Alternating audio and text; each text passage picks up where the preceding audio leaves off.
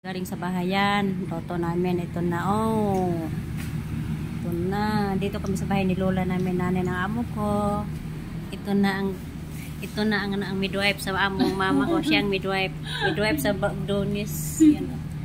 Gawa niya, oh. Sa bahay, wala, hiwa ko na yung midwife dito.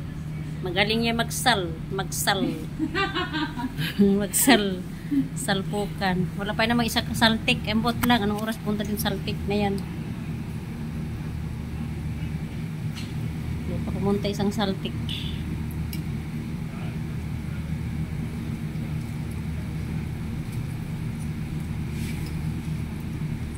Saltik na. Ha? Amang amo mo?